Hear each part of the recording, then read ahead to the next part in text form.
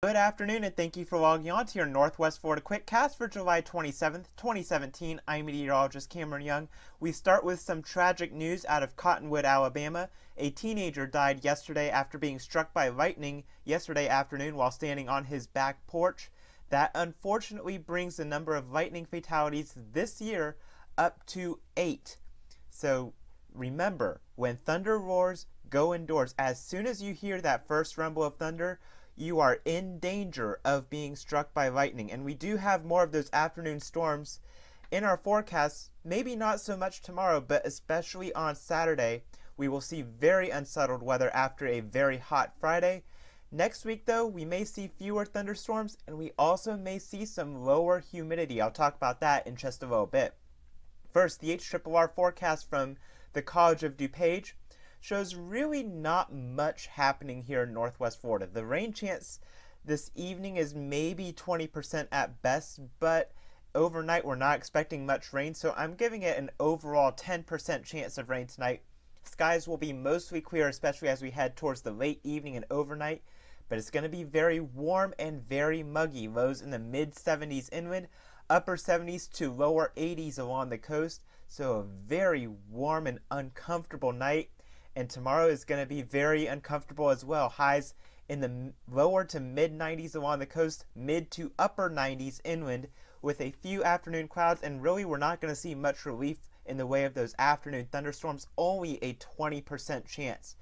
But with that heat and humidity, we're talking about heat index values as high as 103 to 107, maybe as high as 109 tomorrow afternoon.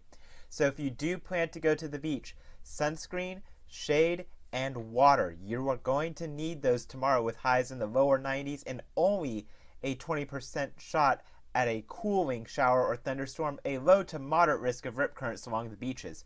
As we head towards Friday and Saturday, Friday is going to remain mainly dry, but Saturday we could see lots of showers and thunderstorms moving across our area as a cold front moves through. And for this reason, the Storm Prediction Center has outlined our area in a marginal risk of severe weather. That is a level 1 out of 5.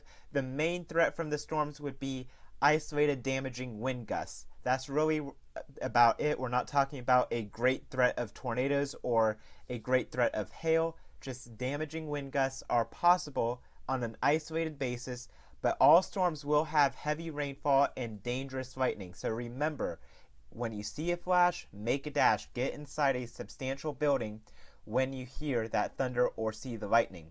In the tropics, there's a 30% chance of a tropical wave becoming a tropical depression or tropical storm over the next 5 days over the central Atlantic, but it's really far away from land, so we've got plenty of time to watch it. Really no concern there. In our 7-day outlook, we have a 70% chance of rain on Saturday, again with that isolated severe weather threat.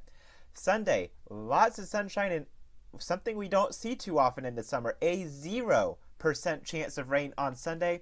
While our highs may be still in the lower 90s, it's going to feel a lot better because it's not going to be quite as humid, and our lows are going to be nice and cool for July and August standards, back into the upper 60s and lower 70s. And with that low humidity, it's going to feel great next week. But we do get a little bit more moisture towards the middle part of next week, and we may see those rain chances bump up just a little bit more. I'm meteorologist Cameron Young. Thank you for logging on to your Northwest Florida QuickCast, and I hope you have a fantastic day.